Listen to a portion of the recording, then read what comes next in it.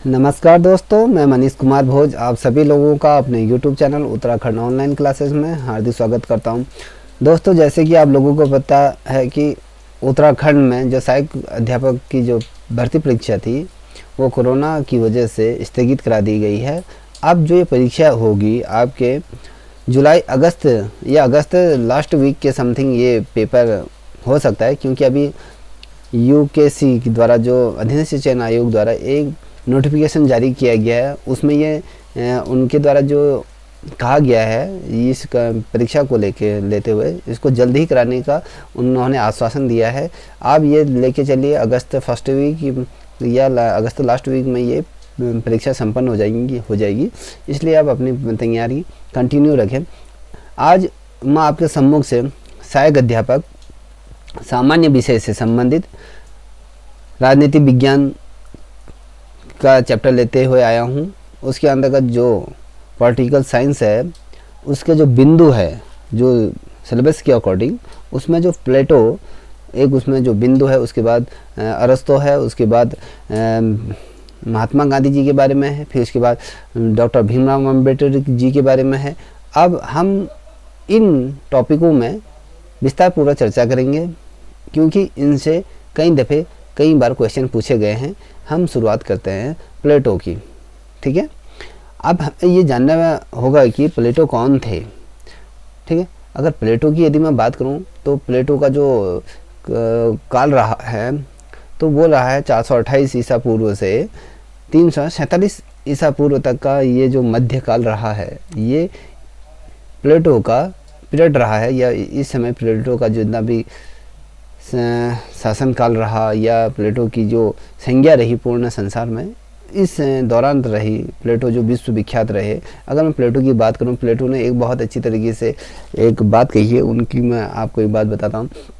उन्होंने कहा कि जो उनका एक व्यक्तित्व लेख है, उन्होंने कहा कि जब तक दार्शनिक राजा ना बन जाए या राजाओं में और युवाओं में जब दर्शन की संभावनाएं और शक्ति ना आ जाए और राजनीतिक महत्वता और बुद्धिमत्ता में एक ना मिल जाए, ये दोनों जब एक साथ एकजुट खड़े होके नहीं होंगे, तब तक ये राजनीति के जो राज्य की जो शासन प्रणाली है वो पूर्ण तरीके से अपने स्वभाव को प्राप्त नहीं हो पाएगी और ये बुराई के दलदल में जा फंसेगी और संपूर्ण मानव जाति में इससे अशांति प्राप्त होगी। ये चीज़ इनके द्वारा ये कही गई थी, ठीक है। अब यदि हम बात करें प्लेटो की, तो प्लेटो कौन थे, क्या थे, इनका जीवन काल कैसा रहा, इनकी जीवनी क्या रही, इन्होंने कहाँ दीक्षा ग्रहण की और किस प्रकार से एक महान दार्शनिक के तौर पर ये उभर के सम्मुख से आए, इनके बारे में हम थोड़ा सा जानने की कोशिश करते हैं। अगर मैं यदि बात करूँ आपको प्लेटो के जो दर्शन शास्त्र और राजनीति चिंतन के जो बारे में यदि बात करूं, तो ये ऐसे विश्व के प्रथम प्रवक्ता के तौर पर ये रहे। प्लेटो को हम कहते हैं कि जो पाश्चात्य जगत का प्रथम राजनीतिक दार्शनिक के तौर पे इसे जानते हैं। आप लोग ये देखिए यहाँ पर ये जो लिखा है, प्लेटो प्राचीन यूनानी दार्शनिक है। मतलब ये यूनानी दार्शनिक तो था ही, अपितु पूर्ण विश्व भर में इनकी जो ख्याति थी, जो पाश्चात्य जगत में, अब मैं पाश्चात्य जगत की बात कर रहा हूँ, जो पाश्चात्य संस्कृति वाले जो देश हैं उनकी बात कर रहा हूँ, ये वहाँ के प्रथम दार्शनिक थे। दार्शनिक राजनीतिक के तौर पे ये उभर के सम्मुख से आए, क्योंकि ये पूर्व से पश्चिम तक की किसी भी राजनीति दर्शन का या संबंध है या क्रमबद्ध तरीके से प्रतिपादित नहीं हुआ था उस समय। और यदि मैं प्लेटो के संबंध में आप लोगों से बात कहूँ तो अधिक महत्वपूर्ण तथ्य यह है कि जब राजनीति दर्शन को मानवता के लिए अमरता का एक संदेश प्लेटो द्वारा दिया गया, उसमें यह कथन कहा गया था प्लेटो द्वारा कि जब राज्य मानव या कहें हम मानस का ही एक प्रतिरूप होता है, जिस प्रकार से एक आदर्श मानव में सत्ता या रज तथा तम गुणों का जब मेल होना चाहिए, इनके द्वारा ये कहा गया था, उसी प्रकार से एक आदर्श राज्य में इन तीनों चीज़ों का समावेशी तो जब होगा, इन तीनों चीज़ जब आपस में मिल जाएंगी, तब जाके हम ये कह सकते हैं कि एक जो शासन प्रशासन की जो सातत्व जो तुलना है वो सही दिशा की तरफ अग्रसर हो सकती है। ये इनके द्वारा ये कहा गया था। अगर मैं प्लेटो की अगर पूरे जीवनी के बारे में करूँ, जो ये आपके सम्मुख से जो ये मैंने आपके सामने जो प्रोफाइल खोल के रखी है, ये तो बहुत महत्वपूर्ण तथ्य हैं ही हैं। मैं इससे पूरा आपको प्लेटो के जो पूरे जीवन वृत्तांत के बारे में आपको बताना चाहता हूँ, किस प्रकार से ये एक दार्शनिक के तौर पे उभर के सम्मुख से आए विश्व के पटल पर। उस पर हम गौर करते हैं। जो ये प्रश्न है मैं उसको आपको डिटेल वाइज मैं इसको समझाने की कोशिश करूँगा। अगर मैं प्लेटो से संबंधित कुछ तथ्यों पर यदि मैं बात करूं, प्लेटो ने अपने जीवन में यूनान के इतिहास में अत्यधिक नाजुक दौर देखा, जिसमें उन्होंने अपनी आंखें खोली थी। वो एथेंस को जो स्पार्टा थे उनके सामने उन्होंने क्या देखा था, वो घुटने टेकते हुए उनको देखा था। और जो उनके जो पीढ़ी गुरु या गुरु कहें या अपनी जो विश्व दृष्टि से मानवता को एक श्रेष्ठ सुकरात के तौर पे जो विष का प्याला पिलाते हुए देखा उन्होंने। और एथेंस में जो 30 अत्याशियों का मैं बात करूं, जो 30 अत्याशियों का शासन में जो राजनीतिक उथल पुथल का जो आदर्श प्रभाव इनके द्वारा देखा गया है, और उनके द्वारा जो सार्वजनिक जो बुराई को दूर करने का जो निश्चय इनके द्वारा जो लिया गया था, ये ज़्यादा महत्वपूर्ण रखता है। क्योंकि कहीं ना कहीं ये चीज़ हमारे सम्मुख से आती हैं, इसलिए हम आपको ये बताना चाहते हैं कि कभी क्वेश्चन आता है कि प्लेटो ने अपने जीवन काल में ऐसे कौन से दौरों से वो गुजरे जिसमें स्पार्टा जब यूनान के सामने घुटने टेकते हुए उन्होंने देखा, जिस समय यूनानी समय का जो दौर चला था बहुत ज़्यादा नाजुक दौर से वो गुजर रहा था। तो इस समय इस तरह की चीज़ें घटित हुई थी। ठीक है, अब आते हैं यदि मैं आपको थोड़ा सा प्लेटो की जीवनी के बारे में यदि बात करूं, तो इसकी जीवनी इस प्रकार के, यदि मैं पश्चिम जगत में प्लेटो जैसा अमर दार्शनिक का जन्म जब एथेंस के एक कुलीन परिवार में हुआ था। इनका जो जन्म हुआ था 428 ईसा पूर्व इनका जन्म हुआ था। और जो इनके पिता अरिस्टोन एथेंस, इनके पिता का जो नाम था एरिस्टोन एथेंस के क्या था, अंतिम सम्राट कार्डर के वंशज हुआ करते थे। और इनकी जो माता थी एथेंस के प्रसिद्ध सरोन के घराने से वो बिलोंग करती थी। और ये उच्च कोटि के, यदि मैं वैभवशाली या द्वितीय सौंदर्य शरीर से हष्ट पुष्ट, बुद्धि के परफेक्ट थे, बुद्धि इनकी तीव्रता थी, और ये सभी खूबियों से ये शोभित थे, और सभी प्रकार का इनको सौभाग्य प्राप्त था। और इनका जो वास्तविक नाम था, देखिए कभी क्वेश्चन आ जाएगा कि ये देखिए प्लेटो को जन्म 428 ईसा पूर्व एथेंस में हुआ था। ठीक है, ये क्वेश्चन बना। इनका जो वास्तविक नाम था एरिकस्टिज था। प्लेटो की ये उपाधि जो नाम दिया था, ये उनके गुरु द्वारा इनको ये नाम दिया गया था। ठीक है,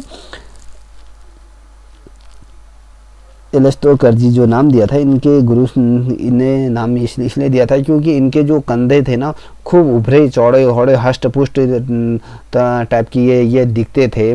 तो जब इनके जो व्यायाम के जो शिक्षक थे, जो सुकरात इनके जो शिक्षक थे, उन्होंने इसका नाम कलांतर जो प्लेटो रखा। तो आज जो कलांतर में जो हम जो जानते हैं प्लेटो को, उसी नाम से विख्यात हुए।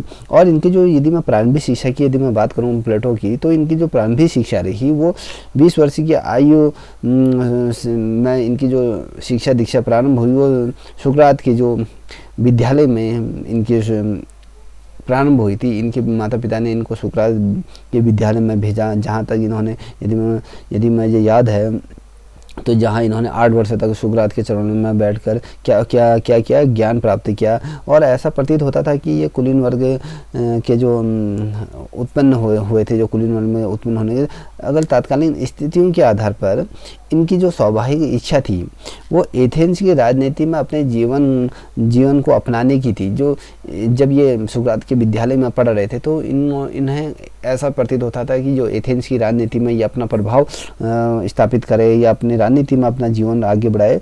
तो क्योंकि ये सुकरात के क्या थे, प्रिय शिष्य थे, और विश्व में ऐसा कोई गुरु नहीं था जो इनको सुकरात के जैसा प्रतीत होता था। इन्होंने विश्व धरातल पर सुकरात को बहुत ज़्यादा महत्व दिया था, क्योंकि इनके जो दृष्टिमत थे कि सर्वोत्तम मानव के तौर पर जो सुकरात थे, जो 399 ईसा पूर्व जब उनको मृत्यु दंड मिला, तो इस घटना से उनको ऐसा आघात पहुंचा कि भैया इनकी जो योजनाएं थी, वो जो इन्होंने एथेंस के प्रति जो योजनाएं बनाई थी अपने जीवन काल को लेते हुए, तो कहीं ना कहीं उनके हृदय परिवर्तन हो गया, क्योंकि इनकी जो अपने जीवन का जो जिन्हें आइडियल मानते थे, जब उन्हें मृत्यु दंड दिया गया तो इनकी जो विचारधारा थी वो पूर्ण तरीके से बदल गई। और जो फोस्टर थे ना, एक दार्शनिक थे, वो भी उन्होंने अपने शब्दों में ये कहा था कि जब प्लेटो के जीवन काल में जो मोड़ आया था नया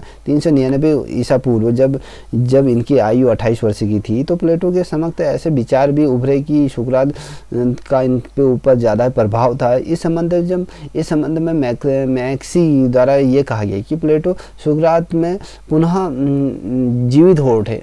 ऐसा प्रतीत होता था जो प्लेटो थे, जो जिस प्रकार के इनके गुरु थे, विश्वविख्यात थे, क्योंकि वो अपने क्षेत्र में इतने ज़्यादा निपुण थे। तो मैसी ये कहते हैं कि भैया जो प्लेटो है, प्लेटो में इनकी गुरु सुकरात की छवि दिखाई देती है। वो सुकरात अभी शारीरिक तौर से इस दुनिया में नहीं है, मगर आंतरिक तौर पे ये प्लेटो में दिखाई देते हैं, ऐसी इनकी धारणाएं थी। और जब सुकरात की जब मृत्यु हो गई थी, उसके बाद क्या हुआ, एथेंस में ये कुछ दिन तक रहे। उसके पश्चात इन्होंने क्या करा कि जो शासन व्यवस्था को चलाने की जो नीति थी, जो सर्वोत्तम शासन प्रणाली की जो नीति की खोज में इन्होंने अगले जो इनके जो जीवन के 12 वर्ष थे, इन्होंने अलग अलग देशों की यात्राएं करी, जैसे कि मिस्र की यात्रा करी, इटली की यात्रा करी, और यूनान के जो छोटे बड़े बड़े नगरों में इन्होंने भ्रमण किया। और कुछ ऐसा समझा जाता था कि कभी कि इनके द्वारा कुछ दिन जैसे भारत के गंगा के तटों में भी इनके द्वारा यात्रा की गई थी, क्योंकि जो प्लेटो थे उन्होंने गंगा के पूर्वी तट से पश्चिमी तट की तरफ भी इनकी यात्रा मानी जाती है। और इसी काल में सिसिली से भी इनकी मुलाकात हुई। सिसिली के जब राज्य में ये गए थे, उनसे इनकी भेंट हुई थी। दियोन नामक जो एक शासक थे, ये इनसे अत्यंत सुसंस्कृत तौर पे एक व्यक्ति के तौर पे ये उनसे मिले, और इनकी जो प्रथम भेंट हुई थी, एक युग बीत जाने के पश्चात, जब वो कुछ समय वहाँ रहे, जब एक युग पूर्ण तरीके से बीत गया, तो इनके मन में अपने क्षेत्र में, ये मतलब अपने पैतृक भूमि जो एथेंस में लौटने का विचार आया। तो प्लेटो फिर क्या हुआ, ये एथेंस से लौट आए। और जब एथेंस से लौट आए तो इन्होंने सुकरात की जब सुकरात की जो मृत्यु के ठीक 11 वर्ष, जब सुकरात की मृत्यु हो चुकी थी, जब 11 वर्ष उनकी मृत्यु को बीत चुके थे, तो ये इन्होंने क्या जो विदेशी यात्राएं इन्होंने की, जो अपने जीवन के 12 वर्ष इन्होंने जो राज्य की कुशासन प्रणाली की खोज में जब ये पूर्ण विश्व भर में घूम रहे थे, तब ये 388 ईसा पूर्व ये एथेंस लौट आए। और यहाँ लौट आने के बाद इन्होंने क्या करा, एक शिक्षण संस्थान खोला, जिसे मैं विद्यालय कहूँ। तो उन्होंने वहाँ पर एक एकेडमी खोली। यहीं से इनका जो कार्य क्षेत्र रहा, यहीं से ये विश्व भर में विख्यात हुए। और इनकी जो शिक्षण संस्थान इनके द्वारा जो खोला गया, जिसे यूरोप का क्या कहा जाता है, प्रथम विश्वविद्यालय।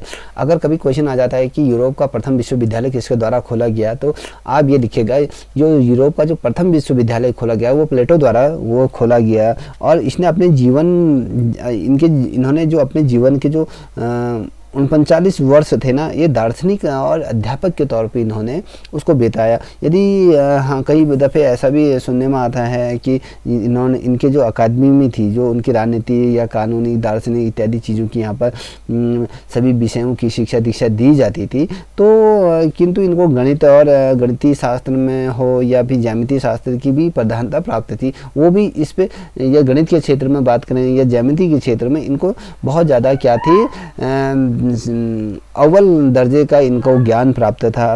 और यदि मैं बात करूँ शिक्षण संस्थान में, जो इनके प्रवेश पर क्या, जो इनका जो शिक्षण संस्थान था, उस शिक्षण संस्थान पर जो प्रवेश द्वार था, वहाँ पर एक शब्द अंकित था, जो शब्द था कि ज्यामिति से अपरिचित कोई भी व्यक्ति यहाँ प्रवेश न करे। क्योंकि जो ज्यामिति, जो इनका विश्वविद्यालय था, अगर कोई यहाँ पर प्रवेश लेने आता था या दाखिला लेने आता था, तो वहाँ पर एक शब्द की उच्चारण इनके द्वारा गेट पर लिखा गया था, ये उभारा गया था। तो उनके द्वारा ये कहा गया कि ज्यामिति से अपरिचित कोई भी व्यक्ति इस विद्यालय में प्रवेश करें, इस एकेडमी में प्रवेश ना करें। तो ऐसी इनकी मान्यता, ऐसी दक्षता इनको गणित के क्षेत्र में या ज्यामिति के क्षेत्र में थी। और 377 में ईसा पूर्व में यदि मैं बात करूँ, लियोनार्दो की जब प्रथम की जब मृत्यु हुई थी और जब उनका पुत्र दियोनिसियस द्वितीय जब राजगद्दी में बैठा, तो उस समय क्या था, दियोनियो ने उनको एक संदेश मिला कि जो दार्शनिक राजा के सिद्धांतों के व्यवहार के प्रति किस प्रकार से प्रदान करना चाहिए, कैसा अवसर दिया गया, किस प्रकार से शासन व्यवस्था को संचालित करना चाहिए। इस प्रकार का जो व्यवहारिक रूप इनके द्वारा अवसर इनको प्रदान किया था, इस निश्चित स्थिति में इन्होंने क्या कर बड़ी भूमिका निभाई। और इसलिए ये फिर वहाँ से शिराजीव गए और प्लेटो वहाँ क्या है, कुछ समय तक वहाँ रहे और उसके पश्चात उन्हें वहाँ कोई विशेष सफलता प्राप्त नहीं हुई। और इसी दौरान लियोनियोसिस जो थे ने दियोनो से रियाजो से निर्मित कुछ ऐसी चीज़ों को दिया था। उनसे कुछ प्रश्नों को, उनके जो कुछ प्रश्न थे उनको लेकर दोनों के बीच क्या हुआ, मतभेद हुआ। जब दोनों प्रशासन जब नियुक्त हुए, जब इनको मौका मिला था, तो उनके जो मध्य जो राजा थे उनके बीच ऐसी नहीं बन पाई, जहाँ पर इनके बीच तकरार प्रारंभ हुआ। और 366 के मध्य यदि मैं बात करूँ तो ये पुनः फिर क्या हुआ है, एथेंस से लौट आए। और इस प्रकार से दार्शनिक राजा की जो सिद्धांतिक और क्रियान्वित जो रूप के अंतर्गत इन्होंने क्या किया, एक जो सफलता जो प्राप्त होनी थी वो इनको प्राप्त नहीं। और जब ये 81 वर्ष के हो गए थे, 347 ईसा पूर्व की बात करूं, तो इनके पीछे अरस्तु जो थे उनके अनेक सैकड़ों शिष्य इनको छोड़कर क्या हुए, दार्शनिक छोड़कर ये अमर दार्शनिक की गोद में सो गए। कहने का मतलब है कि 81 वर्ष की आयु में 347 ईसा पूर्व की मैं बात कर रहा हूँ, तो जो प्लेटो अरस्तु थे जो इनके शिष्य, इनके सैकड़ों शिष्यों को ये छोड़कर अमरता की गोद में सो गए। ये तो प्लेटो की जीवनी थी। अब प्लेटो से संबंधित कुछ चीज़ों पर हम चर्चा करते हैं। जो प्लेटो की जो सबसे बड़ी महत्वपूर्ण जो रचना रही है, द रिपब्लिक उनकी सबसे बड़ी कीर्ति रही है। इसके अंतर्गत मैं बात करूँ द स्टोनमैन्स और द लॉ नामक ग्रंथ इनके द्वारा भी ये रचित किए गए हैं, इनके द्वारा निर्मित किए गए हैं। और जो एक आदर्श राज्य की बजाय ये क्या है, व्यवहारिक राज्य की व्याख्या करते थे। एक आदर्श राज्य तक कब बनेगा, जब वहाँ का शासक और प्रशासक सही तरीके से कार्य करे और जनता के प्रति उनका व्यवहार सही तरीके से हो। तो उस संबंध में इन्होंने अपने दिशा निर्देश दिए थे। और जो रिपब्लिक जो इनके द्वारा जो लिखी गई थी, रिपब्लिक में सर्वोच्च कीर्ति है विश्व भर में। इसमें क्या थी, इसमें नाटकीय शैली का और कवित्व शैली का और कल्पनाओं की उड़ान से संबंधित आदर्श रूप को देखने को हमें रिपब्लिक के अंतर्गत में, जिसके अंतर्गत हमने गणराज्य की, न्याय की और दुराचार की क्या है, ये व्यवस्था इस रिपब्लिक के अंतर्गत देखा। और इसका जो आधार था, यदि मैं बात करूँ रिपब्लिक का, तो इसके अंतर्गत राजनीति विज्ञान, ध्यान शास्त्र का ग्रंथ है, इसे समझा नहीं गया था, अपितु इसको क्या माना गया था, सामाजिक, आध्यात्मिक और शैक्षणिक समस्याओं से संबंधित ऐसी ग्रंथों का उल्लेख इसके अंतर्गत देखने को मिलता है। और अगर हम प्लेटो से रिलेटिव कुछ और चीज़ें हम महत्वपूर्ण देखें, तो प्लेटो ने एक आदर्श राज्य की जो संख्या बताई थी वो 5040 की एक संख्या इनके द्वारा गढ़ी गई थी कि इतनी संख्या वाला जो राज्य एक आदर्श राज्य के तौर पर उभर के सम्मुख से आता है। अगर प्लेटो की हम अध्ययन की पद्धति की बात करें तो ये दार्शनिक भी थी, नग्नात्मक तौर पर भी। ये दो चीज़ों से इनका समावेशित होता है। और प्लेटो ने जो राजनीतिक शास्त्र को, यदि मैं बात करूं पॉलिटिकल साइंस को, इन्होंने क्या कहा, नैतिकता का एक भाग माना है। क्योंकि जीवन में जब व्यक्ति के जिस प्रकार से राजनीतिक शास्त्र का समावेशी जीवन में होता है, उसी प्रकार से कला का भी समावेशी इसके अंतर्गत देखने को प्राप्त होता था। और प्लेटो ने जो नग्नात्मक जो प्रति सामान्य से विशिष्ट की ओर या समष्टि से व्यष्टि की ओर का निष्कर्ष निकाला। अब हम प्लेटो की यदि बात करें, इन्होंने जो अर्थशास्त्र में भी इन्होंने अपनी अहम भूमिका दी और उस संबंध में इन्होंने भी अपने विचार व्यक्त करें और इन्होंने जो समष्टि और व्यष्टि से रिलेटिव भी बहुत महत्वपूर्ण तथ्य इन्होंने दिए। ठीक है, और अब बात करें तो इसकी जो आगमन पद्धति और विशिष्ट समष्टि के निष्कर्ष से जो निकलने वाली थे, मान लो जो समष्टि मतलब सूक्ष्म किसी चीज़ का अध्ययन किया जाए, विशिष्ट मतलब विस्तार पूर्वक उसका अध्ययन करने का। जो स्टोलमैन में इन्होंने सर्वोत्तम स्वाभाविक राज्य का उल्लेख किया था कि जो स्टेटमैन थे उसमें इन्होंने क्या किया, राज्य की जो संभावनाओं का जो सर्वाधिक तौर पे इन्होंने उल्लेख इसके समय में किया गया। अब जो लॉज में पूर्ण मनुष्यों के बीच एक आदर्श शासन की प्रणाली की स्थापना संभव नहीं है, ये क्या प्लेटो ने जो स्टोलमैन जो पुस्तक लिखी है उसमें क्या विधि के शासन की बात करी है। प्लेटो के अनुसार यूनानी जो राज्य थे वो दो प्रकार के नगरों में विभाजित था। ठीक है, अब आते हैं कुछ इनकी रचनाएं हैं, the republic, the statesman, the law, ये चीज़ें इनकी जो हैं ये सारी इनकी रचनाएं हैं। आप इसे नोट कर लीजिएगा, किसी एक कॉपी में इनकी जो रचनाओं को नोट करके रख लीजिएगा। इन्हीं रचनाओं में से कभी क्वेश्चन पूछे जा सकते हैं। ठीक है, अब अगली प्रश्न की तरफ यदि हम बढ़ें तो प्लेटो ने जिस प्रकार से अपने न्याय संबंधी जो धारणाएं दी थी, जो रिपब्लिक जो सबसे बड़ा विश्व विख्यात जो बड़ा ग्रंथ है जिसे माना जाता है पॉलिटिकल साइंस के अंतर्गत, तो प्लेटो ने उसमें न्याय सिद्धांत की जो अवधारणा दी थी, रिपब्लिक जो सबसे अधिक महत्वपूर्ण विषय पर जो रखा गया था वो न्याय की प्रकृति से अधिकता विश्वास रखता था, इसकी खोज करना पड़ा था। रिपब्लिक में क्या था, इसमें इनकी न्याय की जो संबंधी जो धारणा थी और उसको प्रमुख स्थान दिया गया था। रिपब्लिक का जो शीर्षक था, यदि हम बात करें, आप लोग समझते होंगे रिपब्लिक पुस्तक लिखी, रिपब्लिक का यदि हम शीर्षक की बात करें तो वो न्याय से संबंधित था, इसलिए उसको न्याय से संबंधित रखा था। और इस संबंध में जो बाकर थे ना, उन्होंने भी अपना एक स्टेटमेंट दिया था। उन्होंने ये कहा था चाहे वो सोफिट वर्ग की धारणाओं का विरोधी रहा हो या समाज की विधान व्यवस्था में सुधार के लिए उनके द्वारा जो प्रयत्न किए गए, न्याय प्लेटो के विचार का मूल धारा था। न्याय की बात हमेशा प्लेटो करते थे। जब राज्य को सत्ता विहीन न होते हुए उसमें न्याय और व्यवस्था को दोनों को समारूप लेते हुए इन्होंने ये व्याख्या की थी कि यदि जब राजा में क्रोध और लाचारिता जब आ जाती है तब एक दार्शनिक राजा नहीं बन पाएगा वो, क्योंकि उसमें राजाओं में युवाओं का जो दर्शन की भाव होती है वो शक्ति ख़त्म हो जाती है और राजनीति महत्ता तथा उसकी जो बुद्धिमत्ता होती है उसमें मिलकर एक ना हो जाए। इसलिए इन्होंने न्याय और शासन प्रणाली की बात कही है इसके अंतर्गत। ठीक है, और यदि मैं बात करूं वर्तमान समय में जितनी भी हम न्याय शब्द का जो बात करते हैं वर्तमान समय में, तो न्याय शब्द की जो उत्पत्ति हुई है वो प्लेटो के रिपब्लिक से ही इसकी उत्पत्ति हुई है। जो न्यायाधीशों द्वारा दिए गए जो निर्णय थे वो भी जिक्र कहीं ना कहीं प्लेटो के इसी रिपब्लिक शास्त्र से ही हमें देखने को मिलता है।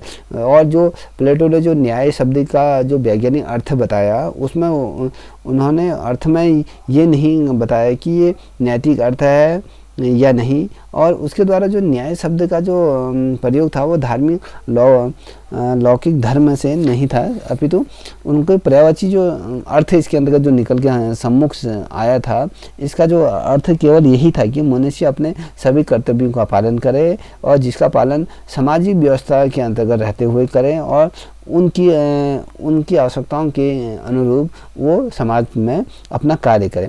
और प्लेटो का ये भी कहना था कि जब समाज या बात करूँ राज्य में समाज की जब आवश्यकता होती है और किसी व्यक्ति की योग्यता में जब दृष्टिगत रखा जाता है तो प्रत्येक व्यक्ति कोई ना कोई निश्चित निश्चित कर्तव्य करता है अपना, और उस कर्तव्य के प्रति उसे संतोषजनक अपने अपने कार्यों में पालन करना चाहिए। यही न्याय की धारणा के अंतर्गत इनके द्वारा रखी गई। वह उन्होंने ये भी कहा था कि न्याय वह संपूर्ण सद्गुण है जो एक दूसरे के साथ व्यवहार से प्रदर्शित होता है। मतलब जब न्याय की बात करें, जब न्याय कब होता है, जब एक दूसरे के बीच अच्छा कोऑर्डिनेशन होता है, इसके मध्यांतर जो उभर के जो चीज़ें सम्मुख से आती है वो न्याय की कहीं ना कहीं परिगाथा परिवर्तित करती है। ठीक है, अब आते हैं हम अगला जो बिंदु है वो प्लेटो के चिंतन पद्धति की यदि बात करें। प्लेटो ने जो अपने अध्ययन पद्धति में जो दृष्टांत पद्धति का विश्लेषण किया गया है, तो उसमें उनके द्वारा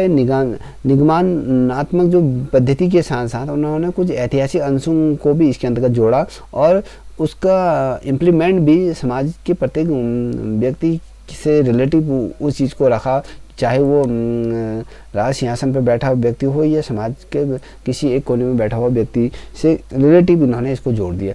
अब जब यदि मैं बात करूँ 386 में जब ईसा पूर्व में जब यूरोप का जो प्रथम विश्वविद्यालय खोलने का गौरव भी प्लेटो को ही जाता है।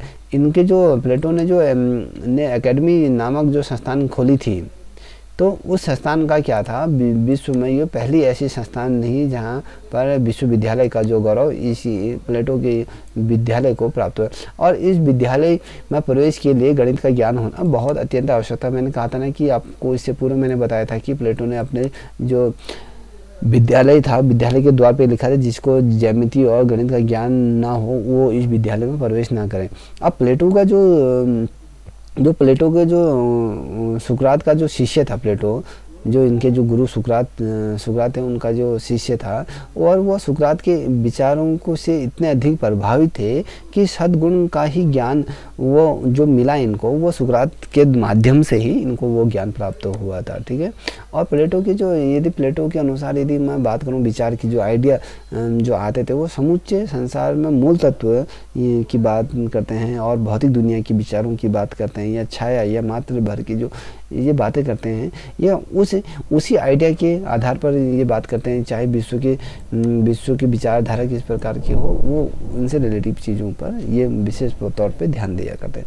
अब आते हैं उनके अनुसार विश्व को दो प्रकार से विभाजित किया गया, या दो प्रकार से उनके दृष्टिकोण से देखा जाता है। एक तो है पहला विचारों की दुनिया, और दूसरा भौतिक और वास्तविक दुनिया के मध्य किस प्रकार का अंतर होना चाहिए, इन्होंने कहा। कभी क्वेश्चन आ जाता है कि एग्जाम में इस प्रकार से पूछा जा सकता है कि प्लेटो के अनुसार विश्व को दो प्रकार से विभाजित किया गया, वो कौन कौन से हैं, विचारों की दुनिया और भौतिक और वास्तविक दुनिया। अब कभी क्वेश्चन इस प्रकार से भी पूछा जाता है किसके द्वारा विश्व को दो प्रकार से विभाजित किया गया, वो प्लेटो द्वारा किया गया। कभी इस प्रकार से भी क्वेश्चन आ जाता है विचारों की दुनिया तथा भौतिक और वास्तविक दुनिया को किसके द्वारा विभाजित किया गया है, किसने इसको दो प्रकार से रखा, तो वो प्लेटो थे। यदि मैं कहूँ तत्कालीन जो यूनान में जो सत्य के संबंध में हम बात करें तो वो दो प्रकार से वहाँ सत्यता का तत्कालीन जो यूनानी शासन था वहाँ पर सत्य के संबंध में दो प्रकार की बातें प्रचलित थी। एक तो था विश्व में निरंतर परिवर्तनशील रहती है, और पिरामिड के अनुसार सत्य सदैव स्थायी और अपरिवर्तनशील होता है। ठीक है, ये तो सत्य है कि सत्य कभी अपरिवर्तनशील नहीं हो सकता है, वो हमेशा परिवर्तनशील, क्योंकि वो जो है वही सम्मुख से रहता है।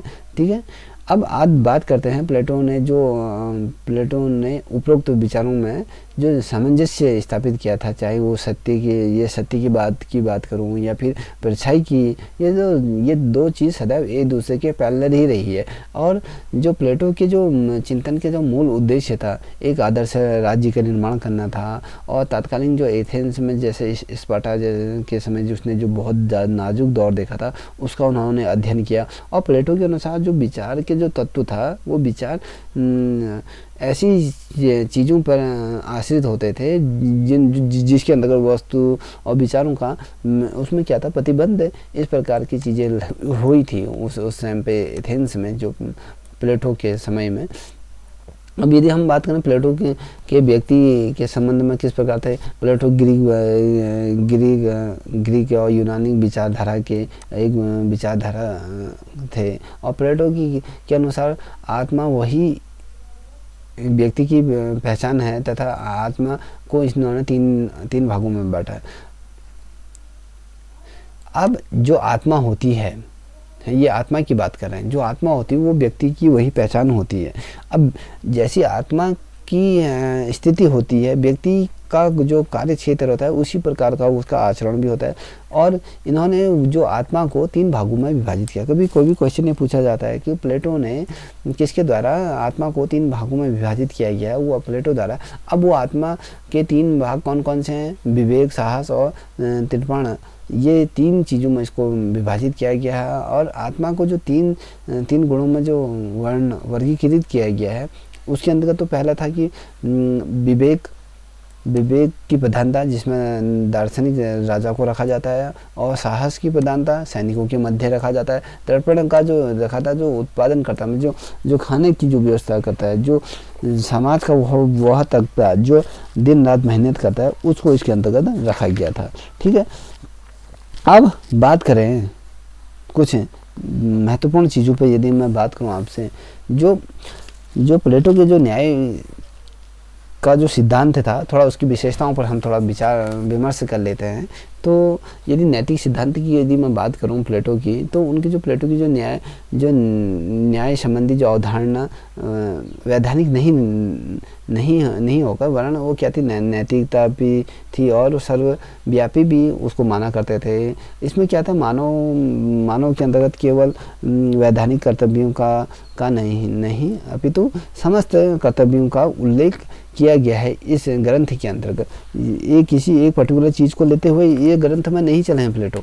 अब प्लेटो के जो विशेषताएं थी सिद्धांत की, उसमें उन्होंने ये कहा था कि न्याय जीवन का एक आंतरिक तत्व होता है, जिसका संतुलित करना बहुत आवश्यक है। और कार्य की विशिष्टता का सिद्धांत भी इनके द्वारा दिया गया। न्याय कृत्रिम या वास्तविक ना होकर मनुष्य के आंतरिक कारणों की एक पवित्र भावना होती है।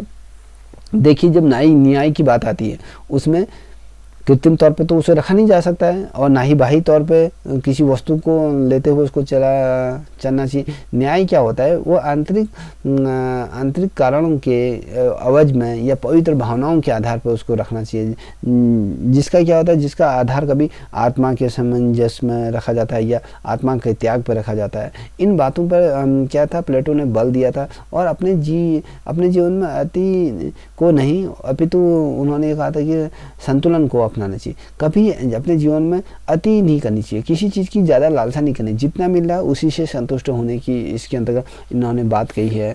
और जो इनके जो विचार थे उनके अंतर्गत, जैसे अति व्यक्तिवादी विरोध की बात की थी, उसके बीच संतुलन होना चाहिए, दार्शनिक राजा किस प्रकार से होना चाहिए। यदि मैं प्लेटो की न्याय सिद्धांत की आलोचनाओं की बात करूँ, इसके जो इन्होंने जो न्याय सिद्धांत की जो सिद्धांत दिए थे, उसकी आलोचना किस प्रकार, कभी किसी ने कहा कि कानूनी धारणा नहीं, क्या अपितु ये एक नैतिक धारणा के अंतर्गत होनी चाहिए। प्लेटो की जो न्याय वस्तुतः क्या थी, न्याय की नहीं, केवल मनुष्यों के अपने कर्तव्यों को उजागर करना था, उनकी जो सीमाओं को भावनाओं के माध्यम से व्यक्त करने की, एक कठोर कानून के अंतर्गत नहीं होते हुए एक सरल कानून के अंतर्गत उसको रखने की थी।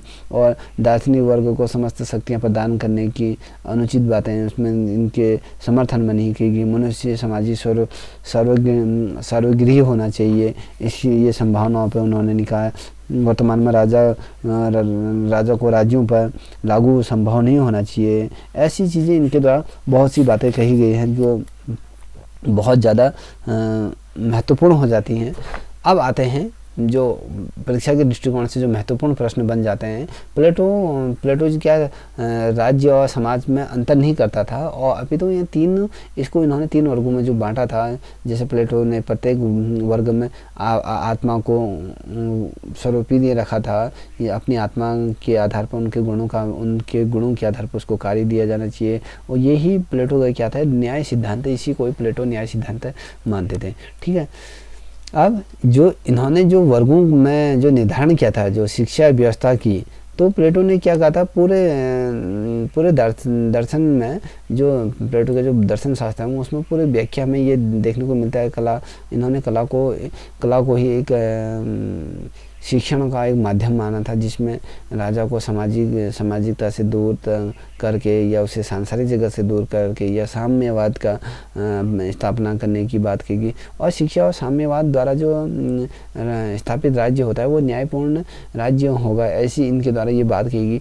क्योंकि देखिए जो सांसारिक जगत होता है उसको दूर करके उसमें साम्यवाद का विस्तार करना चाहिए, उसकी स्थापना करनी चाहिए। और शिक्षा प्लस साम्यवाद द्वारा जो राज्य की जो नींव रखी जाती है उसमें कहीं ना कहीं स्थापत्य न्याय की बात करें या न्यायपूर्ण राज्य की स्थापना की बात करें, ये चीज़ें उभर के उसके सम्मुख से आती। प्लेटो द्वारा एक महत्वपूर्ण बात और कही गई है जो महत्वपूर्ण है। प्लेटो के अनुसार उसने कहा कि कोई भी धोबी या मोची या न्याय राजा नहीं हो सकता। देखिए उसके जब कोई मोची को या राजा बना दिया जाए या फिर कोई धोबी को या राजा बना दिया जाए, यह नहीं हो सकता। उनके द्वारा ये कहा गया कि उसके लिए कुशलता, अग्रसिता इत्यादि चीज़ों की आवश्यकता होती है। ठीक है, अब थोड़ा सी बात करते हैं जो प्लेटो के राज्य का विचार क्या था। प्लेटो ने राज्य को किस विचार से देखा, किस पर उनके जो क्या नज़रिया था। और प्लेटो ने अपने जो पुस्तक थी उनकी द रिपब्लिक में एक आदर्श राज्य की व्याख्या उनके द्वारा तो हमेशा की गई, किसी वास्तविक राज्य की कभी नहीं की। एक आदर्श राज्य की हमेशा व्याख्या इनके द्वारा की, अपितु इनके द्वारा कभी वास्तविक राज्य की व्याख्या इस रिपब्लिक के अंतर्गत नहीं किया है, जिसके अनुसार क्या होता है, राज्य के निर्माण में ओक के वृक्ष नहीं होने चाहिए या बल्कि व्यक्तियों का चरित्र होता है, ऐसी बातें इनके सम्मुख से कहेंगी। और जो राज्य की प्रकृति आंगिक और जैविक और सामाजिक है, या प्लेटो ने व्यक्ति की अपेक्षाओं को किस प्रकार से प्राथमिकता दी, ये चीज़ें इसके अंतर्गत आती हैं। ठीक है, अब बात करते हैं राज्य की उत्पत्ति में किस प्रकार से इसकी अग्रणी भूमिका रही है। अब इनके द्वारा जो कहा गया था वो कहा गया था राज्य एक प्रकृति संस्थान है, मतलब जिस प्रकार से प्रकृति है उसी प्रकार से राज्य भी उसका ही एक प्रारूप अंग है। और इसका जो विकास का जो परिणाम होता है वो स्वाभाविक संस्था होती है। जिस प्रकार से प्रकृति वातावरण होती है स्वतंत्र तौर पे निर्मित होती है, उसी प्रकार से प्रकृति का भी एक उसका स्वरूप देखने को हमें प्राप्त होता है। प्लेटो के अनुसार यदि मैं बात करूँ नैतिकता है, या प्लेटो के राज्य में जो विधि और जो दंड देने की कोई स्थान नहीं होता है, ये चीज़ें इनके द्वारा ये कही गई हैं। और प्लेटो की जो राज्य नैतिक इसलिए भी कहा जाता है क्योंकि वह एक दार्शनिक राजाओं द्वारा जो संचालित होते थे और जो वास्तविकता को देखते थे। और प्लेटो की ये जो शासन प्रणाली थी उसमें विवेक अधिकांश तौर पर अधिकांश नायकवाद का भी जिक्र था। ठीक है, अब आते हैं अगले प्रश्न की तरफ। जो प्लेटो को जो न्याय सिद्धांत मैंने इससे पूर्व आपको बताया था वो वही इसमें कह रहा है कि प्लेटो के द्वारा जो प्लेटो के अनुसार प्रत्येक व्यक्ति को अपना अपना हक दिलाना ही न्याय होता है। और प्लेटो के अनुसार जो न्याय का जो सिद्धांत होता है वो व्यक्ति की आत्मा का गुण होता है। ये तो इससे पूर्व हमने आपको बता दिया था।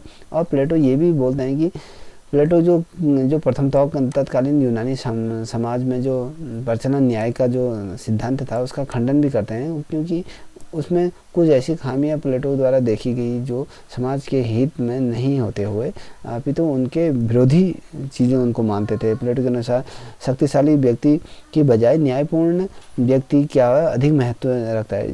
मान लीजिए कोई शक्तिशाली व्यक्ति है, वो किसी प्रकार का उसके अंदर का दया का भाव या किसी प्रकार की करुणता नहीं है और समाज में उसका कोई औचित्य नहीं है। जहाँ पर न्याय की यदि बात करें, जब कोई व्यक्ति के प्रति जब अन्याय हो रहा है तो उसे न्याय दिलाना ही एक क्या होता है, एक महान व्यक्ति होता है। और अन्यायी व्यक्ति की बजाय एक पसंद व्यक्ति को भी महत्व इसके अंतर्गत दिया गया है। और यदि मैं बात करूं आप लोगों से तो प्लेटो ने इस संबंध में जो अपनी चर्चाएं दी उसका खंडन भी इनके द्वारा कहा गया है। न्याय बाह्य नहीं बल्कि आंतरिक होता है।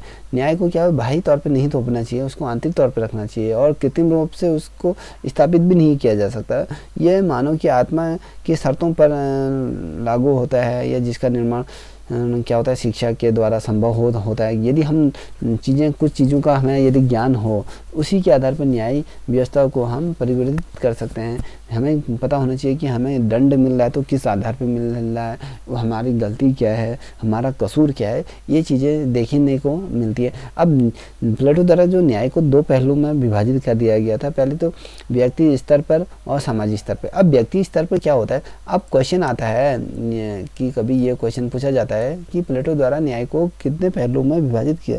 प्लेटो द्वारा न्याय को दो भागों में विभाजित किया गया, व्यक्ति स्तर पर और सामाजिक स्तर पर। अब व्यक्तिक स्तर पर क्या होता है, इस पर हम थोड़ा चर्चा करेंगे। इसमें आत्मा जो आत्मा के 3 गुणों में सामंजस्य ही न्याय है, जिसके अंतर्गत मैंने आपको बताया था साहस, वासना और विवेक, इसको निर्देशित कर रहा है। जिस व्यक्ति के अंतर्गत इन चीज़ों में समन्वय स्थापित कर लिया वो न्याय की परिपाठी के अंतर्गत आता है। जैसे व्यक्ति स्तर पर जो न्याय होता है वो उसके परिधि के अंतर्गत आता है, और सामाजिक स्तर पर जो न्याय होता है वो समाज के 3 वर्गों के आधार पर होता है। जैसे मैंने आपको पूर्व में बताया था, अपने कर्तव्यों की निष्पन्नता करना और दूसरों के कार्यों में हस्तक्षेप न करना। ठीक है, इस प्रकार से कहता है कि समाज में जब कोई व्यक्ति कोई कार्य कर रहा है उसे किसी प्रकार का हस्तक्षेप उसके कार्य में ना किया जाए, और किसी की निंदा भी नहीं की जानी चाहिए, और सिर्फ अपने कर्तव्यों पर ध्यान अग्रसर होना चाहिए। और जो प्लेटो के जो विचार में जो केंद्रीय जो संरचना रही द रिपब्लिक में, उसका जो शीर्ष था न्याय से संबंधित, से पूर्व मैंने आपको बता दिया।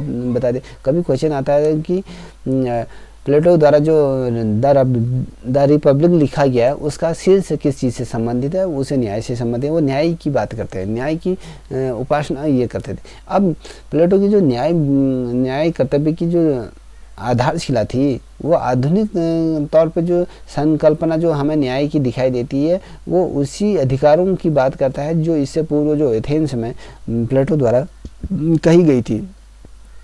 प्लेटो ने ही न्याय का जो उद्देश्य थे उसको भी 3 वर्गों में सामंजस्य स्थापित किया गया, जिसके अंदर आधुनिक न्याय की बात करें, व्यक्तियों के जो अधिकार हैं उनकी सुरक्षा की बात इसके अंतर्गत हुई। और प्लेटो ने जो न्याय की बात हुई, जैसे नैतिकता से परिचायिकता की बात करी, और जैसे मैंने आपको बताया कि आधुनिक न्याय की बात करी या विधिक न्याय की बात करी, एक प्रकार जो संविधान बना, एक तरफ से कानून बना, इन चीज़ों के ये विचार के पक्ष में थे। किसी निर्दोष को किसी प्रकार का दंड ना दिया जाए, कोई अन्याय करता हुआ जो राजा है वो गद्दी पर विराजमान ना हो। ऐसी समाज में इनके द्वारा ऐसी चीज़ें इम्प्लीमेंट लाने की कोशिश की, ऐसी लागू भी रही। और यदि मैं बात करूं, प्लेटो के जो विचार थे स्वतंत्र समाज, स्वतंत्र समानता और अधिकार की कोई संकल्पना नहीं है। इनके द्वारा ये भी कहा गया, उनके द्वारा जो इनके यहाँ जो पुस्तक लिखी गई है इनके द्वारा जो रिपब्लिक, उसमें सरकार के विभिन्न रूपों का भी इनके द्वारा जिक्र किया गया है, जिसमें अविभाजित तंत्र की बात करी गई, सैन्य तंत्र, सैनिक तंत्र की बात करी, धनिक तंत्र की बात करी गई, प्रजातंत्र की बात करी, निरकुंश तंत्र की बात करी। अब शासन प्रणाली होती क्या है, इस पर हम थोड़ा विचार डालते हैं। प्लेटो ने क्या किया था, जो शासन प्रणाली को जो शासन का एक भ्रष्ट रूप इन्होंने इनके द्वारा माना गया है, और राजनीति जो शासन प्रणाली को इन्होंने सर्वश्रेष्ठ माना है। और प्लेटो के अनुसार शासन एक कला है, शासन करना भी एक कला है। जिस प्रकार से आज हमारे प्रधानमंत्री मोदी शासन व्यवस्था की जो बागडोर निभा रहे हैं, वो कहीं ना कहीं ये जुमलेबाजी के तौर पे भी शासन व्यवस्था को संचालित कर रहे हैं, जनता को गुमराह करके भी शासन कार्य कर रहे हैं। ये व्यक्ति के अंतर्गत वो कला होती है, उसी के आधार पर उसको निर्वाह किया जाता है। और उसे जो दार्शनिक तौर पर जो राजा का समर्थन जो प्राप्त होता है वो कई प्रकार से उसको वर्णित किया जा सकता है। और सेबाइन ने जो प्लेटो के जो दार्शनिक राजा को प्रबुद्धि अधिधन यागवाद का जो कहा, वो भी कहीं ना कहीं सत्य तौर पे उसको इम्प्लीमेंट में लाया गया। अब विधि क्या थी, अब शासन प्रणाली तो थी, अब इसकी विधि क्या है। प्लेटो के अनुसार दार्शनिक राजा का विवेक किसी भी विधि या आदेश से ज़्यादा महत्वपूर्ण होता है। देखिए, हमने कोई कानून बनाया या किसी चीज़ पे अध्यादेश जारी करा, तो उससे ज़्यादा महत्व किस चीज़ क्या रखता है, उस दार्शनिक राजा का महत्व होता है। और प्लेटो का जो विधि थी वो अज्ञान माना गया था उसको, और उसने उसने गुफा की उपासना का प्रयोग करते हुए ये कहा कि जो व्यक्ति गुफा में रहता है वह आग के प्रकाश को ही वास्तविक प्रकाश के तौर पे मानता है, वास्तविक सूर्य के प्रकाश को नहीं। अब प्लेटो ने जो परंपरा की जो विधि के सभी तत्वों का जो ज्ञान समाहित किया उसको अज्ञानी माना है। जब कोई व्यक्ति किसी गुफा में रहता है तो जब वहाँ आग जलाता है तो जो प्रकाश आग जला के जो हमें रोशनी प्राप्त होती है उसी को भी वास्तविक प्रकाश के तौर पर उसने वो मानता है। वो प्लेटो ये कहता है कि वो वास्तविक प्रकाश ना होते हुए जो सूर्य का प्रकाश होता है वही वास्तविक प्रकाश होता है। इसीलिए प्लेटो ने जो परंपरागत तरीके से परंपरा या प्रथा एवं ये विधि सभी को क्या कहा, ये अज्ञानता माना। यदि किसी विषय पर हमें पूर्ण जानकारी नहीं हो तो हम अज्ञानी तौर पे माने जाते हैं। ऐसे प्लेटो के क्या थे, शब्द थे, ये ऐसे उनके वचन थे या हम कहें। अब अगली जो संरचना थी जो स्टेटमेंट थी और उसके बाद उनके द लॉ में जो विधि को जो इन्होंने क्या कहा महत्वपूर्ण स्वीकृति प्रदान करी। और रिपब्लिक के अंतर्गत भी उन्होंने क्या कहा विधि दंड का उल्लेख के अंतर्गत नहीं किया था। और प्लेटो ने जो रिपब्लिक के बजाय क्या किया था, शिक्षा पर ज़्यादा फोकस रखा था। ठीक है।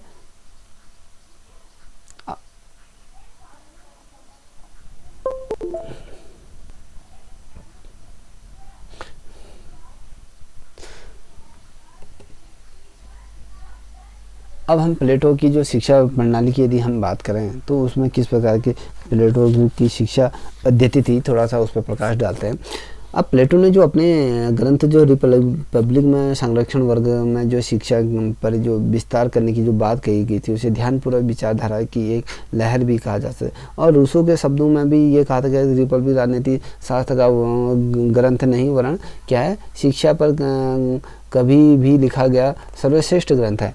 जो ये द रिपब्लिक है उसमें जो रूसो द्वारा ये कहा गया था, जो प्लेटो द्वारा जो ये रिपब्लिक लिखा गया है वो शिक्षा पर विस्तार और उसको ध्यानपूर्वक विचार किया गया वह ग्रंथ है। और रूसो अपने शब्दों में कहते हैं कि जो रिपब्लिक राजनीति शास्त्र का ग्रंथ नहीं अपितु क्या है शिक्षा पर लिखा गया वो सर्वश्रेष्ठ। ये राजनीति से इस ग्रंथ को नहीं तोला जाना चाहिए और इसको सर्वतः अगर देखा जाना चाहिए तो इसको शिक्षा के क्षेत्र में लिखा गया आज तक का सबसे बड़ा ग्रंथ है। वास्तविक तौर पर यदि मैं प्लेटो ने जो राज्य की मूल धारणा की बात की या न्याय की बात करें या अनुकूल वातावरण की बात करें इस पर ज़्यादा बल देता है। और वातावरण की जो उत्पत्ति पर के द्वारा दो बातें कही गई हैं। पहली बात जो प्रथम था उसमें क्या कहा गया था, राज्य द्वारा नियंत्रण से नियोजन करने की शिक्षण प्रणाली की बात कही गई। दूसरे के अंतर्गत क्या किए थे, साम्यवाद सामाजिक व्यवस्था की बात करी। और जो प्लेटो का जो विचार था उन्होंने कहा था शिक्षा पद्धति द्वारा ही एक आदर्श राज्य या एक दार्शनिक राजा का क्या होता है प्रभाव प्रबल होता है और साथ ही सैनिकों के प्रति उसका संभावनाएं किस प्रकार से व्यक्त की जाती है, संभावनाएं कैसी रहेंगी। साम्यवाद में जो व्यवस्थाएं थी व्यवस्थाओं द्वारा परिवार तथा संपत्ति के प्रति उनका प्रेम परिस्थितियों को किस प्रकार से दूर किया जाए। जो संरक्षण है या सैनिक हैं वो अपने कर्तव्य का पालन अधिक बाध्य तरीके से बनाना चाहिए। इस प्रकार की चीज़ें प्लेटो द्वारा कही गई है। यदि मैं बात करूं जो प्लेटो के समय दो प्रकार की जो शिक्षा पद्धति का जो प्रचलन था उसमें पहली जो शिक्षा पद्धति एथेंस की थी और दूसरा स्पार्टा की जो शिक्षा पद्धति थी। प्लेटो ने जो अपनी शिक्षा की योजनाएं थी इनको दो पद्धतियों में गुण दोष के आधार पर निर्धारित किया किस प्रकार से इसके नकारात्मक परिणाम निकल सकता है, किस प्रकार से सकारात्मक परिणाम निकल सकते। और यदि मैं बात करूं तो उसके अंदर जब एथेंस में जो शिक्षा पद्धति थी तो एथेंस में जो शिक्षा पद्धति थी वो प्रत्येक परिवार की निजी कार्य समझता था। प्रत्येक किसी भी यदि मैं बात करूं तो एथेंस में जो शिक्षा का प्रत्येक परिवार का निजी कार्य समझता था और एथेंस में साम्यवाद का कोई हस्तक्षेप नहीं करता था। एथेंस की जो शिक्षा का पाठ्यक्रम था वो 3 भागों में उनके द्वारा विभाजित किया गया था। जो पहला भाग था वो प्राथमिक शिक्षा थी और दूसरी जो शिक्षा थी वो माध्यमिक शिक्षा को उनके अंतर्गत रखा गया था और जो तीसरी शिक्षा थी उसमें 18 से 20 वर्ष की आयु तक के जो लोग थे उनको सम्मिलित किया गया था। जो मैं इनकी यदि मैं बात करूं, जो पहली शिक्षा थी, जो प्राथमिक शिक्षा थी, वो 6 से 14 वर्ष की तक की थी। इस शिक्षा का जो प्रमुख विषय इसके अंतर्गत जो पढ़ाया जाना था, इसके अंतर्गत पढ़ाई लिखाई, प्राचीन कवियों की जो साहित्य, संगीत इत्यादि व्यायामों को इसके अंतर्गत रखा गया था। और जो दूसरी शिक्षा थी, जो माध्यमिक शिक्षा, इसमें धन देकर स्पार्टा से प्राप्त की जाने वाली तकनीकों पर यह बात को, जिसमें अलंकार शास्त्र का या भाषण की कला या राजनीतिक की कला या अन्य विषयों की जो जिनको प्रमुखता दी जाती थी वो इसके अंतर्गत रखी जाती थी। तो इसमें जो शिक्षा ग्रहण होती थी वो 14 से क्या थी 18 वर्ष तक की होती थी। अब जो तीसरी यदि हम तीसरी शिक्षा की यदि बात करें तो तीसरी शिक्षा को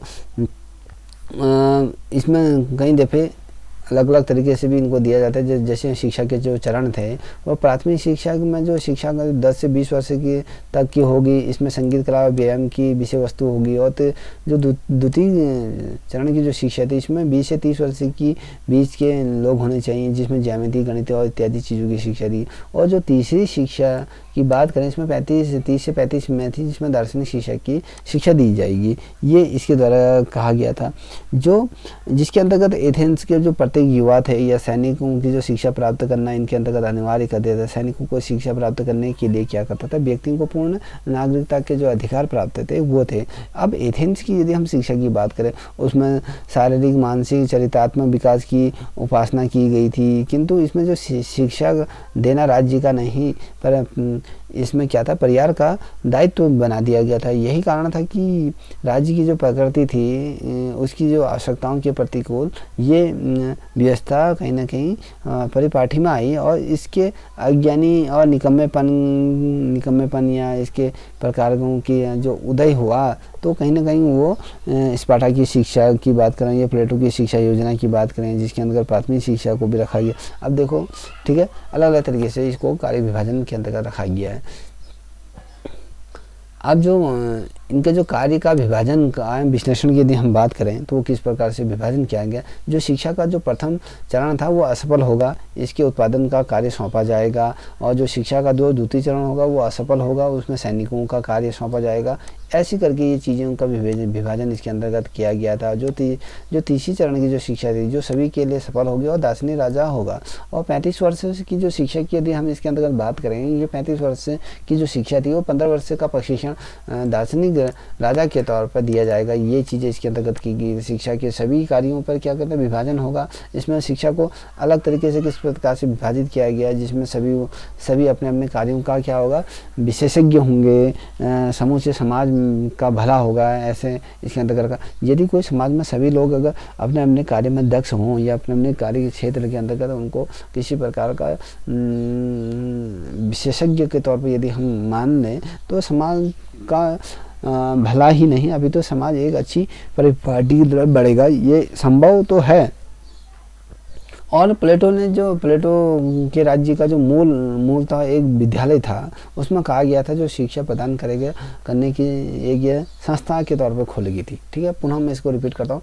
प्लेटो राज्य को मूल था एक विश्वविद्यालय कहा गया था। जो प्लेटो के राज्य को, जो प्लेटो का जो शिक्षण कार्य जितना भी था, जो प्लेटो के साम्राज्य में जितना भी था, वो उसको एक शिक्षा के तौर पर संस्थान घोषित कर दिया गया था। ठीक है, अब यदि मैं बात करूँ थोड़ा सा प्लेटो की शिक्षा की योजनाओं पर हम बात करें, जो प्लेटो की जो शिक्षा योजना थी जो उसके अंतर्गत क्या था, व्यक्ति के जीवन के अंतःक्रिया की बात करी गई थी। इसके अंतर्गत व्यक्ति की शिक्षा व्यवस्था की राज्य के द्वारा की जानी चाहिए, या इस पद्धति के अंतर्गत शिक्षा का उद्देश्य क्या होना चाहिए, संपूर्ण व्यक्ति का विकास होना चाहिए। और प्लेटो ने जो अपनी शिक्षा योजना को क्या करा था, 2 भागों में जो विभाजित किया था, प्राथमिक जो थी शिक्षा और उच्च शिक्षा। और प्राथमिक शिक्षा में क्या था, थोड़ा सा इसमें हम थोड़ा सा प्रकाश डालते हैं। इसमें ये कहा गया था जो प्राथमिक शिक्षा में जो सभी बच्चों को इसमें शिक्षा लेना अनिवार्य कर दिया गया था, और जो शिक्षा का जो दायरा रखा गया था प्राथमिक शिक्षा के अंतर्गत वो 6 से 20 वर्षीय तक के जो उम्र के लोग थे वो इसके अंतर्गत संचालित होंगे, वो इसके अंतर्गत शिक्षा प्राप्त करेंगे। जो शिक्षा का जो मूल उद्देश्य यदि मैं बात करूं उसमें भावनाओं की बात की गई थी, संवेगों को संतुलित करने का और चरित्र निर्माण की इसके अंतर्गत बात की गई थी। और शिक्षा को क्या उत्साह वर्धन के तौर पर उस बढ़ाने की बात की गई जो बहुत ज़्यादा महत्वपूर्ण भी रही, और सैनिकों का जो गुण था उसमें कहीं ना कहीं सुधार आया, व्यक्तियों में सैनिक बनने की इच्छा प्रबल हुई। और जो 18 वर्ष तक की जो शिक्षा थी वो शिक्षा को भी दो विषयों में या 2 भागों में विभाजित कर दिया गया था। एक तो थी संगीत की शिक्षा, दूसरी थी व्यायाम की शिक्षा के अंतर्गत इसको समावेशित कर दिया गया था प्लेटो द्वारा। अब प्लेटो ने, यदि मैं बात करूं, प्लेटो ने जो व्यायाम और संगीत शिक्षा को जो 2 शब्दों में इसका प्रयोग किया था, जिसका अर्थ है उन्होंने अर्थों में जो किया था, जिसमें व्यायाम का अर्थ केवल शारीरिक कसरतों तक नहीं, वरन क्या था, पूर्ण जो शरीर था, शरीर के विकास के साथ सद्गुणों की बात करी गई थी, साहस की बात करी गई थी इसके अंदर, और वीरता की बात करी गई थी, और मस्तिष्क के विकास की बात करी गई थी, और व्यक्ति के चरित्र निर्माण के विकास की बात करी गई थी, और उसके सशस्त्र मन की बात करी गई थी, एक उज्ज्वल व्यक्ति की बात करी गई थी। और जो एथेंस में जो अन्य विद्वान थे, जो बाकर ने भी जो लिखा अपने ग्रंथों में, उनके द्वारा बाकर द्वारा जो लिखा गया था, उन्होंने कहा था कि व्यक्ति जो व्यायाम और मानसिक शारीरिक शिक्षा करना चाहता है, उसके लिए क्या होता है, व्यक्ति सहनशील होना चाहिए, सद्गुणों का उसके अंतर्गत विकास होना चाहिए, ऐसी करके बाकर के भी जो शब्द थे। अब दूसरी तरफ हम बात करें तो मन की जो शिक्षा थी उसको संगीत आवश्यक कर दिया गया था।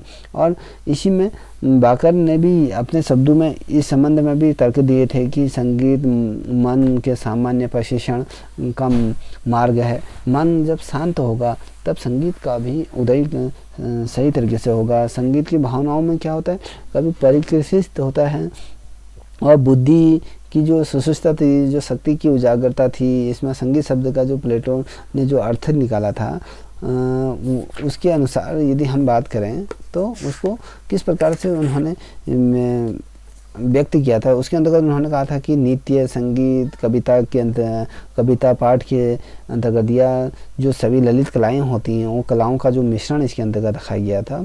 और प्रशिक्षण के बाद यदि हम बात करें तो प्लेटो ने क्या कहा, चरित्र का बुरा प्रभाव डालने वाले साहित्य के अंगों की भी इसके अंतर्गत जिक्र किया है, और कलात्मक राज्य की भी बात करी, जिसमें क्या होता है, कठोर पाबंदियां लगाई जाती हैं और व्यवस्थाएं की जाती है। ये चीज़ें इसके अंतर्गत समावेशित थी। जब 18 वर्ष तक की जो आयु थी उसमें क्या संगीत और व्यायाम की उच्च शिक्षा प्रदान करने के लिए जो आयु रखी गई थी, वो जो 17 से 20 वर्ष की जो आयु रखी थी, उसमें क्या था, साहस की बात की गई थी, आत्मनिर्माण की बात की गई, अनुशासन की बात की गई थी। अनुशासन क्या, जो राज्य के जो प्रति व्यक्ति जो इसमें प्रतिभाग करता था, 17 से 20 वर्ष तक की जो आयु थी, तो उसमें क्या था, सभी व्यक्तियों को एक श्रेष्ठ नागरिक बनने की इसके अंतर्गत शिक्षा दीक्षा दी जाती थी। अब बात करते हैं थोड़ा सा उच्च शिक्षा की। यदि हम बात करें प्लेटो की जो उच्च शिक्षा की नीति की बात करें, योजना की बात करें, तो इसमें क्या था, इसमें इस योजना के अंतर्गत जो प्राथमिक शिक्षा की जो व्यवस्था जो सभी के लिए करी गई थी,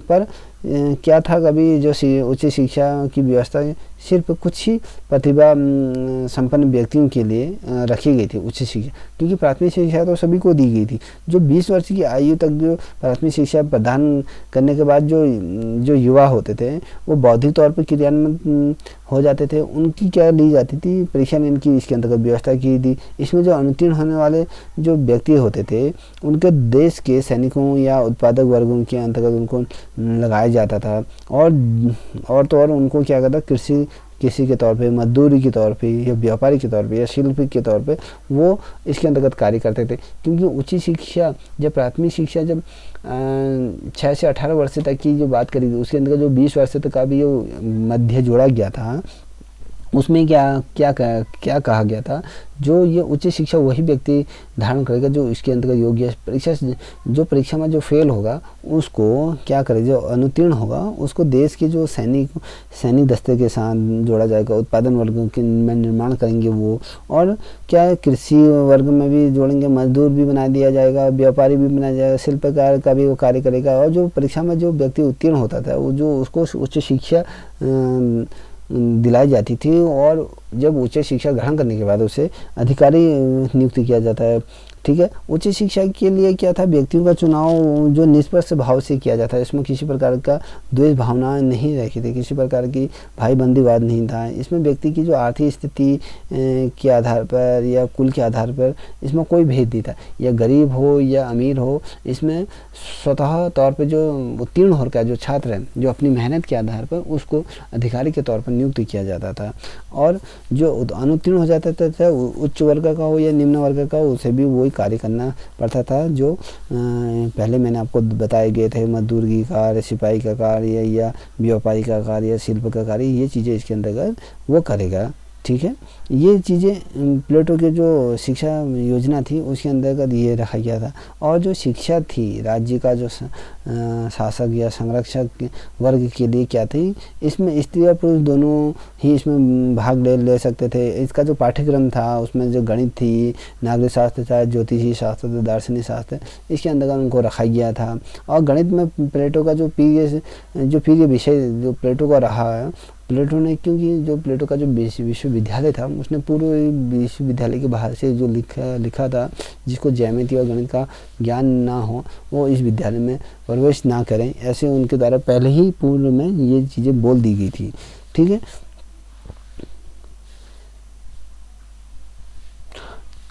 अब हम बात करते हैं जिसमें प्लेटो की जो शिक्षा संस्थान थी, जो एकेडमी थी, उसमें प्रवेश के लिए ज्यामिति और गणित का ज्ञान होना चाहिए, ये तो मैंने इससे पूर्व बता दिया। और 10 वर्ष की जो उच्च शिक्षा के बाद क्या था, 30 वर्ष की आयु में क्या होती थी, परीक्षा होती थी, जिसमें असफल रहने वाले जो साधारण अधिकारी होंगे और जो सफल विद्यार्थियों को 5 वर्ष तक का क्या था, गणित, न्याय, तर्क, दर्शन की जो विशेष क्या दी जाएगी, शिक्षा दी जाएगी। 5 वर्ष की जब शिक्षा के बाद द्विदंत और दर्शन पर विशेष उन पर बल दिया जाएगा। इस संबंध में प्लेटो ने विचार व्यक्त करे, और उसने दर्शन प्रौढ़ अवस्था के लिए, यौवन अवस्था के लिए नहीं, अभी तो जो 30 साल तक के थे उस तक अपूर्ण शिक्षा को उसने द्वारा माना गया था। ये चीज़ें क्या थी, प्लेटो का दर्शन शास्त्र या शिक्षा शास्त्र के अंतर्गत रखा गया था। ठीक है, अब बात करते हैं प्लेटो की शिक्षा पद्धति की जो विशेषताओं की बात करें। देखिए, विशेषताएं मैंने इससे पूर्व आपको बताई थी। देखिए, जो शिक्षा के प्रथम चरण में असफल होता था उसका उत्पादन के कार्य में सौंपा जाता था। जो द्वितीय चरण में जो असफल होता था उसे सैनिक का कार्य, जो सभी चरणों में या फेल हो जाता था या सफल हो जाता था उसे दार्शनिक बनाया जाता था। और 35 वर्ष की शिक्षा के बाद 15 वर्ष का उसको क्या दिया जाता, प्रशिक्षण दिया जाता था, उसके बाद उसे राजा घोषित कर दिया जाता था। इस शिक्षा के क्या था, सभी कार्यों का विभाजन होगा इसमें, जैसे सभी अपने अपने कार्यों के विशेषज्ञ होंगे, समूचे समाज में इसको रखा गया था। अब जिस प्रकार से प्लेटो ने क्या किया था, प्लेटो का जो अंतिम उद्देश्य था उसमें न्याय के आधार पर एक आदर्श राज्य की स्थापना करना और साथ ही उसकी शिक्षा योजना को महत्वपूर्ण तत्वों पर विभाजित करना, ये चीज़ें महत्वपूर्ण होती थी। और प्लेटो की जो शिक्षा पद्धति की यदि हम बात करें, उसकी शिक्षा पद्धति के अंतर्गत क्या था, कला मान का सुशासन करने की बात की गई थी। और प्लेटो ने शिक्षण को ही जीवन का क्या अल्पकालीन कार्य न मानकर वह आजीवनकालीन पद्धति को इसके रूप में अपनाया, उसको स्वीकार करा। और शिक्षा शास्त्र के लिए इन्होंने क्या कहता है, एक गौरव की बात कही गई थी। अब आते हैं अगले जो प्रश्न हैं, साम्यवाद। अब साम्यवाद क्या था उस पर हम बात करते हैं। ठीक है, जो ये साम्यवाद है, अब इससे आगे हम अगले वीडियो में पढ़ेंगे। आज तक के लिए इतना ही। यदि आप लोगों को वीडियो पसंद आए प्लीज़ इसे लाइक, शेयर, कमेंट करना ना भूलें। जय हिंद, जय भारत।